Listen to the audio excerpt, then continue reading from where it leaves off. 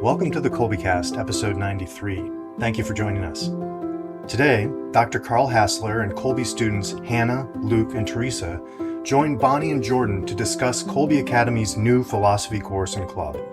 Our guests explain how these new offerings build on the philosophy that is woven throughout the other Kolbe courses.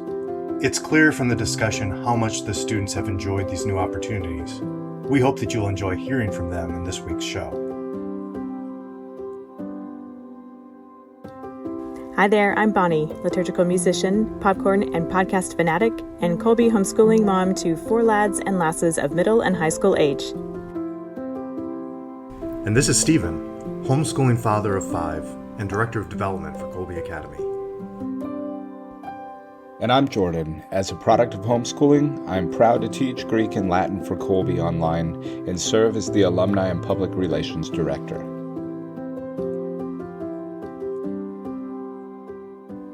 Last summer on episode 64, Stricken by Ideas, Teresa Prudlo and I got to hear about the philosophy course that was in the works at that time from Dr. Carl Hasler, who was developing the course with Mr. Nicholas Sens, whom we met recently on Kolbecast episode 91, Kernels of Truth. Today, Dr. Hasler is back along with some Kolbe students who participate in his Philosophy, Theology, and Apologetics Club, as well as take his philosophy course. Dr. Hasler, Hannah, Teresa, and Luke, welcome to the Kolbecast. Thank you. Thank you. Welcome. Thank you. Thank you for having us. You're welcome. It's good to meet you guys. Dr. Hasler, thanks so much for coming back to talk to us. How have you been? Doing reasonably well. No complaints. Good. We enjoyed our conversation with you and was glad to get the opportunity to talk to you again. So thanks for coming back. I'm pleased to be here. Good deal. Let's get to know these Kolbe students a little bit. Hannah, would you start? What's your Kolbe story? And what else would you like us to know about you? So I'm Hannah again. I'm in 11th grade here at Kolbe. I've been taking Kolbe for probably 8 years, but the online classes for the last 3 or 4 years. I'm really excited to be here. The philosophy course has honestly been one of my favorite courses that I've taken. Up there also is Latin with Dr. Almanzar. Excellent. Great answer, yeah. Way to go. What are some of your interests and things you do outside of school when school's finished? If it ever is, really. Oh, that's a good point. But I like to read a lot when outside of school, reading, of course. Mm-hmm. Then playing with my siblings. I still have younger siblings who appreciate that, and we like to do like family board games and such, and also like hikes and such. I have siblings who are very big into bird watching, so. Oh, interesting. Yeah. Okay, how about you, Teresa? Okay, hi. Yes, I'm Teresa. I'm a senior.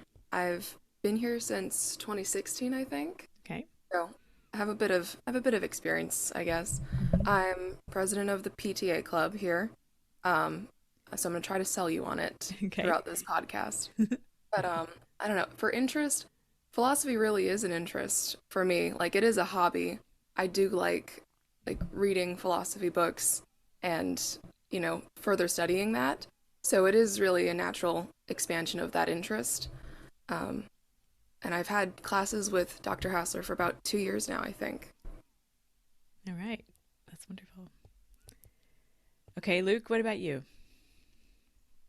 Yeah, hi, my name is Luke. I am currently a senior here at Kolbe Academy, and I started homeschooling with them in the 3rd grade, but it was only 3 years ago that I started taking online courses, which I've enjoyed a lot. I love the philosophy already integrated into Kolbe's other courses, such as theology and history, and so I thought, why not give this philosophy course a try, and I'm really glad I did. Dr. Hasler and the other students are great, and I've already learned so much, so yeah, I'm not regretting my decision at all. I've been hearing great things about it. Sounds like it's going well. I'm glad to hear you're having a good year with it. What are some of your interests outside of school? Outside of school, my life is mostly dominated by piano and violin, so I practice those every day. I'm a member of 2 orchestras, so classical music especially is something I really enjoy. And besides that, I'm an avid reader, and I'm really passionate about pets. We have 2 golden retrievers and 3 cats, so our house is very busy with them, and I just love doing anything with them. So yeah. Fun. They sound fun. So I bet Dr. Hasler's music recommendations, those are popular at your house with your musical interests. I enjoy those myself. Okay, so Dr. Hasler, when I met you last summer, you gave us a preview of the philosophy course as you were working on it with Mr. Sens. How has it gone this year? I think it's gone very well. I was a little concerned at the beginning of the year how well the students would read the material, how well they would grasp the essential ideas. We really cover a lot of ground in a very short amount of time, and to my surprise and really to my pleasure, most of the students are doing better than most of my college students ever did. So I've been very impressed. And like I say, we're reading significant chunks of particular thinkers in a week's time, something that at the college level I would sometimes take 2-3 weeks to do. And we're doing it in a week's time. And they're really doing a fine job of seeing the essential ideas that I'm trying to get them to look at and understand. So I've been very pleased to date. Good deal. I'm happy to hear that. I'm not surprised that they are picking up on it as they are, knowing our Kolbe students. It's a great job, guys. It sounds like you're running with it. That's fantastic. Do you guys have some particular highlights from the year that come to mind as you think about that course? I wouldn't say there's any particular memory that I'm extremely fond of, but overall, what I like about the class so much is that it's discussion based, and it's just not a flippant discussion that we're having. We're asking the big questions that man has been asking since his creation.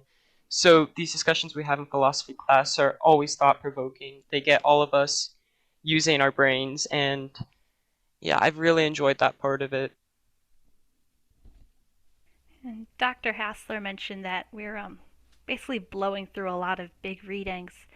So it's sort of like an overview of philosophy course, but even though we can't spend a ton of time on everything, you do see how one thinker affected the next person and how like ideas changed over time and then in response to historical events. So I really like seeing that.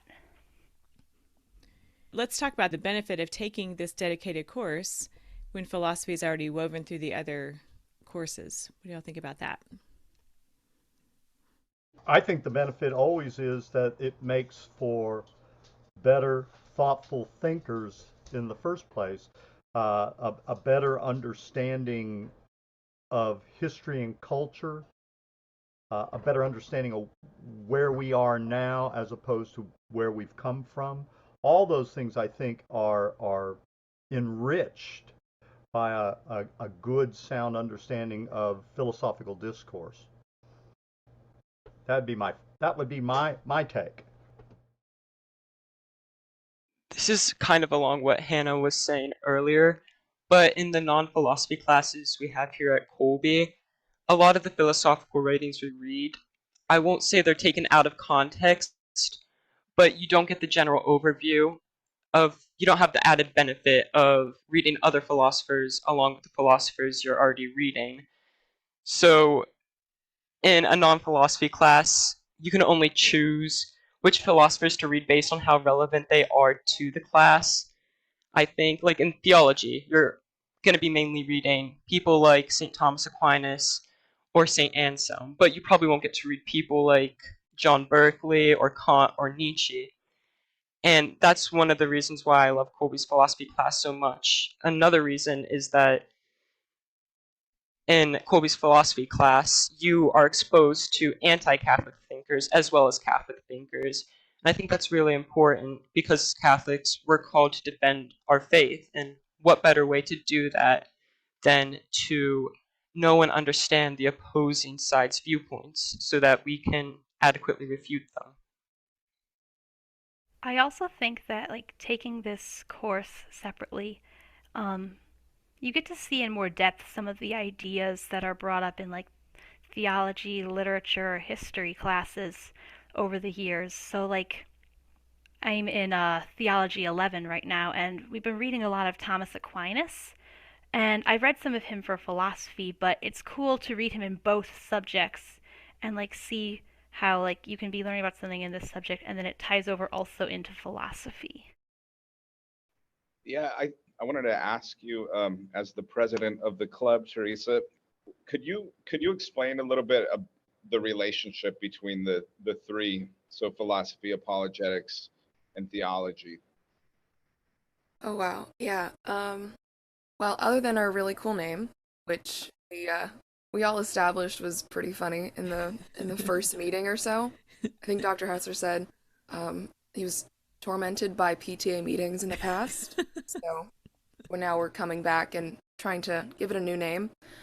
But I think that they are really interconnected. You know, philosophy, theology, apologetics. Obviously, there's the connection with theology and apologetics, you know, defending what you learn in theology, basically. And philosophy, I think, it's all about asking questions. The whole class, I think, is about those deeper questions and defending them, whether they're philosophical or apologetical, which often intertwine. You know, they're coming from the same source, basically. What is interesting about the PTA club is that I, I'm I've been trying to make it as student driven as possible. So I asked them to give me the topics that they want to discuss for each meeting. And most of the topics that I've been given have been philosophy topics, not theology, not apologetics. And I would love them to offer me those suggestions as well.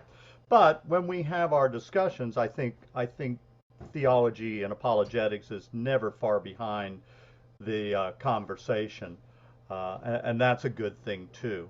And I try to bring those topics to bear as well. Uh, Maybe not as well as others could do, but I do my best. I think you do pretty well. I have Thank to you. argue. Thank you. Even if we have a philosophy topic, we usually do bring up a theological or apologetical perspective into it. Like we always have somebody bring up a church document or dogmatic teaching on it to help us find our footing on what we believe, really. So it does come in. What would be a good recent example of a topic that came up in one of your meetings? 2 weeks ago, we talked about spiritual warfare. Okay. Right, that was a really good discussion. We had a smaller group, so we really got into it. But yeah, spiritual warfare and the militaristic language we use with that. And we've talked about free will and determinism, those kinds of questions, and obviously those have important implications for um, Catholic theology, etc. So we've had those kinds of conversations as well. I'd also like to add, I'm not in the club, but I think that where philosophy and theology meet is when I think it's when you make the decision to like believe in something because like philosophy it's thought and thinking. So like you can think about ideas and when you actually ascribe to it and like decide to place your faith in and trust in it, I think that's the point where philosophy becomes theology. I know there are things in theology that are beyond the realm of philosophy, like there's divine revelation, things that we can't know by reason, but St. Thomas Aquinas called philosophy the handmaid of theology. You really need to have this thought basis before you can move into theology and establish your beliefs on this. Hannah, I have to say that what you are saying reminds me a lot of what St. John Paul II talks about in his papal encyclical Vitas et Ratio. faith and reason are like two wings upon which you ascend to the contemplation of the truth. The two go hand in hand. They're essentially sister sciences. Even though theology is the queen of the sciences, philosophy can still be used to attain higher truths. They just do so through different mediums. Good. That insight into with that intersection, that's really compelling. So students bring you topics that you want to discuss in the meeting, and then you guys start a discussion on it, and it kind of flows from there. Does that sort of the structure of it? Okay. Yeah, we usually have a starting question, and we'll have a healthy amount of sub-questions to guide the conversation afterwards. Sometimes we get to them, sometimes we don't, if we go a different way. But it's always a good discussion. It's free form, kind of Okay. like jazz. Nice. Kind of like playing jazz. I take my role to be just simply the guardrail guide to make sure we don't go too far upstream or go down, bad rabbit trails and things like that. And we've had some really fine discussions, I think. And I try to add my 2 or 3 cents worth of what I know on an occasion when I think it's appropriate. And hopefully I haven't mucked up the waters too much in the conversation. And I think it's been a lot of fun. Much better than I expected it to be, I think. I'm been pleasantly surprised. We started slowly last fall. We only met 2 or 3 times, and I've ramped it up this semester. We try to meet every other week. We'll probably end up having about 9, maybe 10 meetings this semester. Wow. So it's been enjoyable. It's been enjoyable. I've been very, very pleased with the interaction of those who've attended. Hearing everything you guys are saying about the Philosophy, Apologetics, and Theology Club is really tempting me to find an excuse for joining. I mean, I don't know if I have the time, but I think I might have to find the time to join because it definitely seems like the discussions you have are really productive. Well, yeah, late ad Luke will cost you about $25, but that's okay. You can mail it to me. Well, at least I still have a whole nother year at Kolbe to do it. There you go. There you go. Now you're thinking. Now you're thinking. We've got you drawn in. Good job, Teresa. Yes, thank you. We're selling it. Yes, doing a great job. I like that jazz analogy. There's some form. There's some form to it. You have a beginning and you have an end. Yep, and everybody knows what key you're in. That's right. You got to play in a key. What do you find is the value of discussing, or what value is there in discussing these topics as high school students and in this setting? There's absolutely a benefit, especially at this age, to have these discussions and have them in this environment. I do think it is like Luke and Hannah said about the course. It is an expansion of the philosophy that's intertwined in other Kolbe courses. So you do get to have it in a bigger sense here.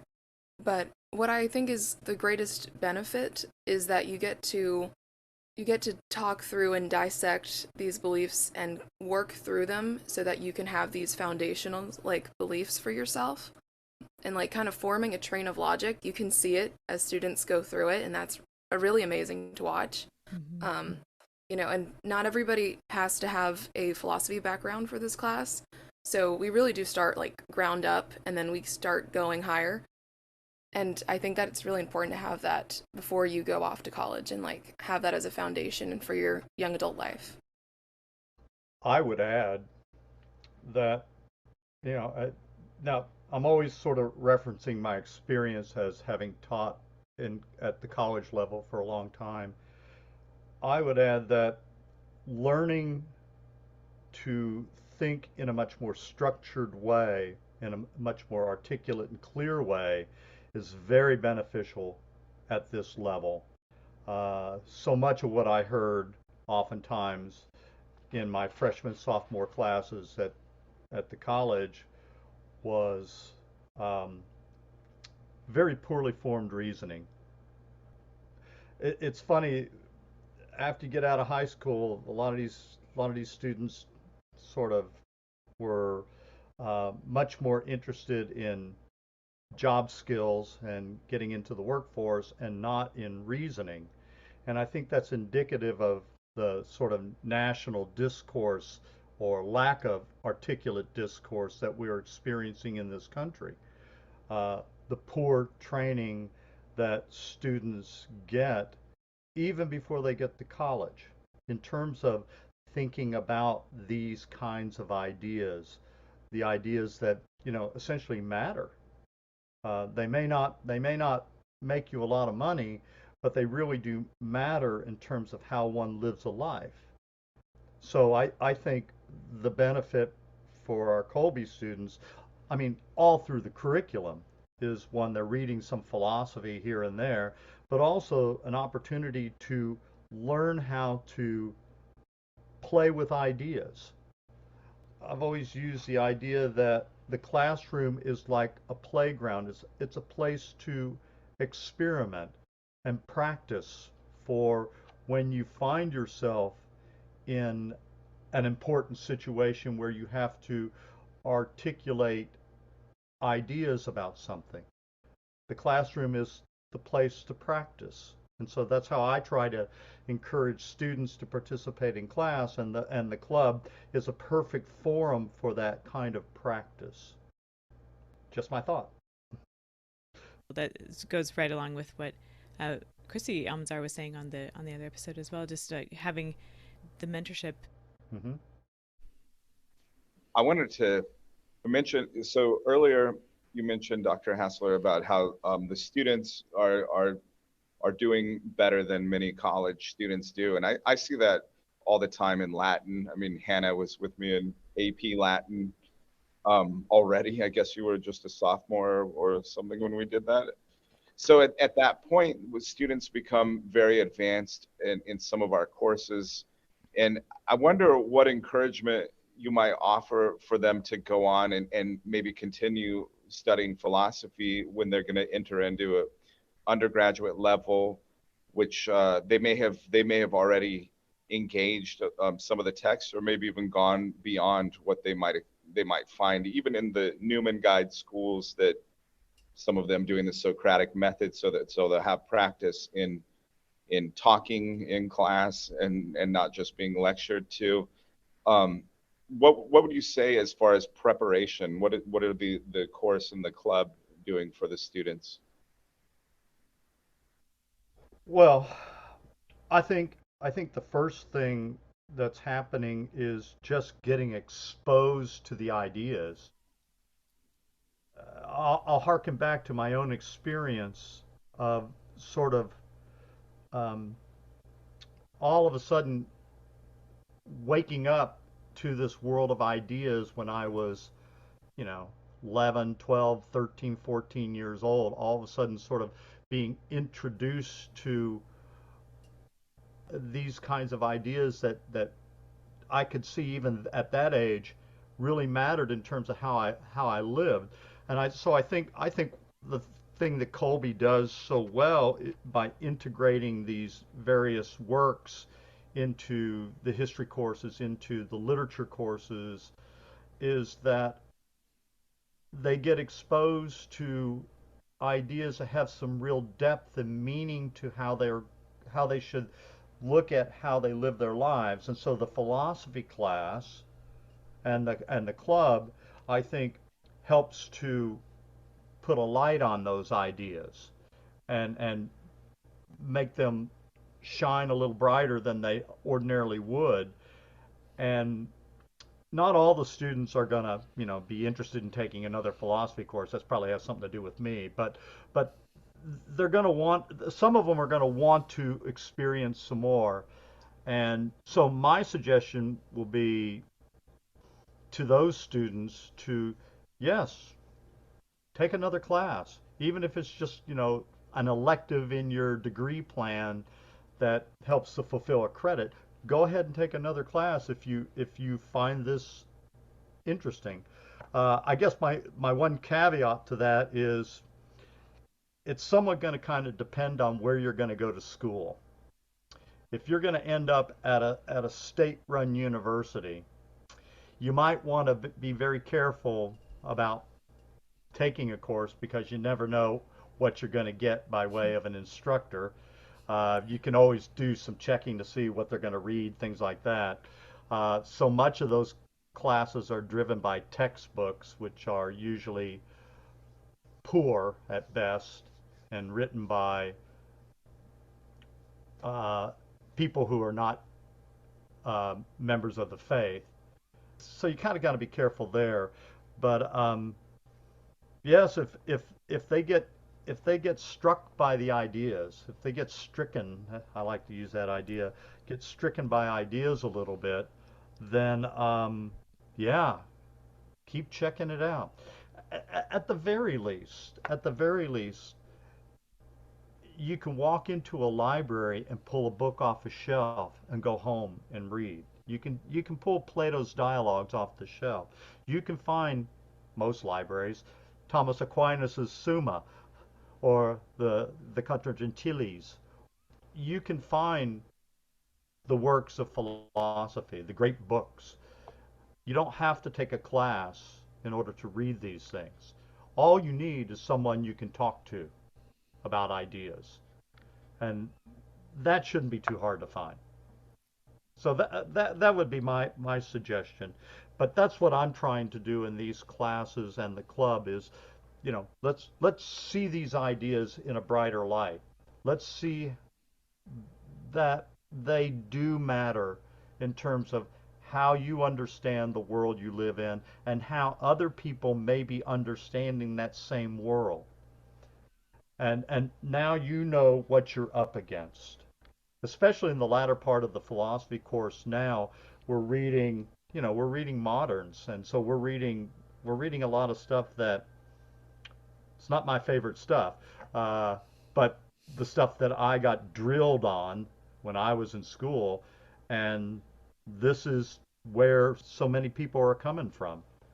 And so, we need to know what we're up against. And so I'm trying to sort of make that accessible and show that to the students. How has that been, guys? Reading these you guys were nodding as he was saying that. Well, today we're covering Friedrich Nietzsche, who is not a big fan of Christianity, organized Christianity. I think Nietzsche gets misread a lot, but he has an understanding of things that is certainly going to challenge our students and certainly challenge the theological community of the 20th century into the 21st century. He's one of those figures that one has to reckon with, and I have a feeling we'll have an interesting class today. One of the benefits of reading philosophers like Nietzsche, I think, is that their ideas can be traced to some of the moral corruption we see today. For example, Nietzsche basically says that Christianity is a religion of hatred, and you can definitely trace that to the hatred that's directed towards Christianity today by non-believers. So I think it's important to read these philosophers so we can better understand how our modern society has been affected by these ideas and how we can better make reparation. Yeah, even though as believing Christians and Catholics, it can be difficult to read what Nietzsche's saying. I think like everyone here has mentioned this today, like it's important to know what the other side is saying because like you can't really argue against something if you don't know what they're saying. So like that's why Karol Wojtyła, future John Paul II, that's why he read Marx and Das Kapital and all those communist books so he could understand what they were saying and be able to confront what was going on in his home country of Poland because you have to know what the other side is saying. So even though it can be messy or disturbing to read, you really have to. If you have that a foundation that will allow you to read it without getting swept into it. Like I can see how if someone didn't have like a strong foundation in their faith, like that Kolbe has really given us, it would be really easy to get swept into what Nietzsche is saying. So having the foundation is important too. Absolutely. Absolutely. Tell me more about in the club. Where do you think the ideas for the club meeting topics, where do they come from? You were mentioning spiritual warfare and other things that have come up. I request every meeting, send me topics you'd like to talk about, and they will show up from time to time. I've had a couple students send me like a page of different topics they'd like to discuss. I've looked at a few of those. Sometimes I get topics that need to be adjusted or polished up a little bit, and I and so I will sort of reframe them a little bit. But generally all the topics have come from the students. Okay. That's my druthers on this. Yeah. It's their club. I'm just the mediator or moderator, and so I want them to be invested in it. And so far, for the most part, they have been, and that's a good thing. So I look for their topics. Yeah. We also do have our discussion boards, so it's not limited to just the meeting. We had a huge, just, oh my gosh, it was so long. We had this giant discussion board for semester one where anybody in the club could just post a question they had, and they could have somebody else answer it, or often Dr. Hasler would weigh in and like give a response. And yeah, we have a second one that we just made for semester two, and it's already filling up. So it's not just limited to our meetings in the Adobe Connect room. That's right. Conversation continues. Yeah, it's the only class where I've had to have two discussion boards, so that's kind of interesting. But that's good. That's good. Yes. Yep. Lots to say, lots to think, get people thinking. Would you say there have been any surprises or unexpected benefits of membership? If there are people who are like, not sure, what would you say? That's a good question. I mean, for me personally, I found it a challenge to come up with different topics of discussion that were worth being discussed and like were at the level that we could all come and contribute. Um, I think for newer members, especially like if you're a freshman or sophomore and you're just getting into like Kolbe High School stuff, you'll find it'll make you better at articulating your thoughts. I've seen a progression for a lot of students as they work through these and they kind of build up their arguments of logic, but that they're able to better articulate it. It comes with like as you keep on talking about it with people, you're able to have like a precision with your language and express exactly what it is that you are thinking about or you're asking about. And I think you can get that in really any Kolbe course, but it's especially it'll make it stronger in this class, especially because it's extremely discussion based. It is all a discussion. Yeah, and it's about, we didn't say debating when we first started. We didn't want it to be a debate club. We said we're not going to do any exhausted political topics. We wanted actual questions. So not only are you getting to become a better arguer and thinker, but you're getting a foundation of beliefs to help you better operate in the world as well. Teresa touched on an issue that I was concerned about going into this club, that initially we had talked about it being a debate club. And and the problem that I've always had with debate clubs, as I have seen them in the past, is that you're given a topic and one group is supposed to argue for the point, the other group is supposed to argue against the point. And that you sort of learn how to debate that way. And I thought, well, that's sort of antithetical to learning how to argue for one's faith. You don't get into a debate club where, okay, you argue for Catholicism and you argue against Catholicism. Uh, no, I didn't want to be a party to that. I would rather, here's a topic, what do you think about this topic? Ideas come flying in. Some are good, some are not so good. So we talk about them. And along the way, the ideas that are not so good, the student presumably says, oh, yeah, I hadn't thought about it like that. Now I see it more like this. I would rather have a conversation and a discussion that way than this more formalized, I'm pro, I'm con, and let's see who gets the most points.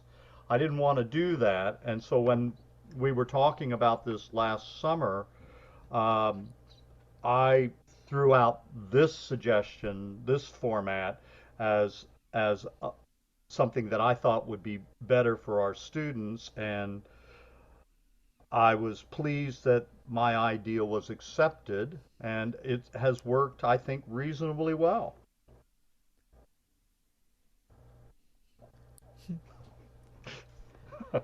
Thank you. I really do appreciate that aspect that it's not like a competition.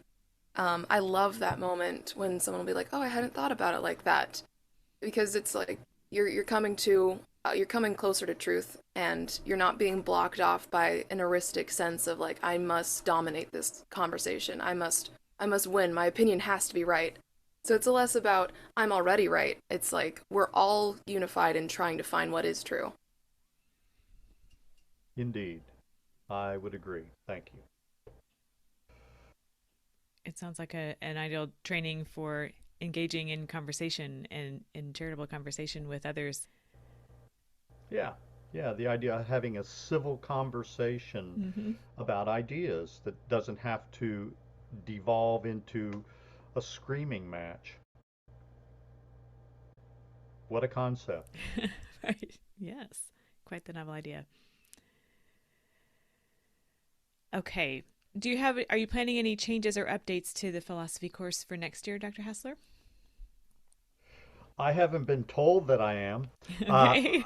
um, I have I have asked to have a sort of meet and discuss after year one meeting sometime in June to just sort of talk about how it went. Yeah. I don't necessarily see any changes coming other than maybe I'll learn some of these thinkers a little bit better than I did the first time through. There were a few people that we read this year that I had little to no experience reading, um, because it never they never really came up in any of my coursework. Duns Scotus, for one. Never had a class where I had to read any Duns Scotus. So that was new to me, and I enjoyed reading him. I found him very interesting, and I could make some interesting connections going forward. So so for me, it's just getting my chops back, as it were, and doing some for me this summer doing some secondary reading, so I'll be better prepared come next year. So it's just try to do what we've done this year better Yeah. than I did this year. And so that's the game plan as I see it, unless something revelatory happens between now and the end of the year. Gotcha. And is it going to be offered as a homeschool course or is it an online course only for the time being? I believe that that's what Mr. Sens is working on, the homeschool side of it, Okay. so that it will be, uh, I guess, an elective. Hmm. Philosophy is an elective, should be required, but okay, Right. it's an elective right now. And you know, back in the day, when someone went to a Catholic school, they usually had to have 9 credit hours of philosophy. I don't know what's happened to that, but okay. But I believe that yes, there'll be a homeschool version that will, I guess, be launched for next year, Okay. Great. and that'll be neat. That'll be neat. Hmm. That's come up before, the whole elective in air quotes. Like these courses that are designated elective are quite valuable. How they get that, how they end up in that category, who knows, right? Well, product of the way education has gone the last 50 years, I think. Yeah. And even Catholic schools have been subjected to that in various different ways. But we'll right the curve again. That's right. We'll right the curve. Okay. Do you guys have any final thoughts? Anything that you wanted to bring up that we haven't gotten to? My piece of advice for anyone who is thinking about taking this course is that I urge them not to go into it thinking that it's going to be an easy A. Even though it's an elective course, the readings are intense. Everything is just as intense as you would find in any Kolbe humanity course. But I also find that it's just as rewarding, if not more rewarding in some cases. So if you just have a desire to know truth with a capital T, then I highly recommend that you take the philosophy course. It's been very enjoyable so far. Well, I'm very obviously going to recommend that you join the excellently named PTA club. I mean, it's an amazing way to practice critical thinking. And like Luke said, you don't need anything. You just have to have a desire for truth. That's all you need to get by a lot, I think, in philosophy. And it's for high school, 9th grade and up. Yes. Yes, ninth grade and up. Okay. Dr. Hasler, anything you want to add to this? Oh, I think everyone should take a philosophy class. But I think you would be better served if you are 11th or 12th grade taking the philosophy class, but the PTA club is open for all high school students. So that may be the place for people to get their feet wet, as it were, and see what it's about and see if they might like to dive in a little more. And then when they get to junior senior level, then consider taking the philosophy class. It's not for everybody, but it's certainly a class that can benefit anybody. So that may sound a little paradoxical. Well, that's Chesterton coming out, I guess. But I certainly will welcome anybody who wants to take that class. And so I'll just leave it at that. Okay.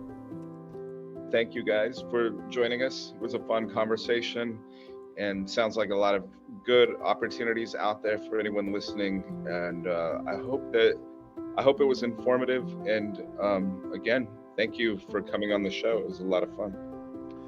Thank you.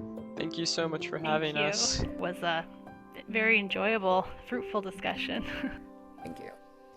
Oh, you're welcome. Good to see you again, Dr. Hasler. Thank you all. All right. Thank you.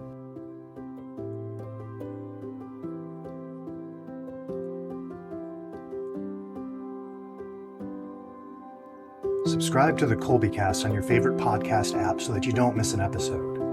And let us know how we're doing by leaving a rating or a review. And as always, feel free to email us at podcast@kolbe.org. Mary, our Mother, pray for us. St. Maximilian Kolbe, pray for us. Ad Majorem Dei Gloriam.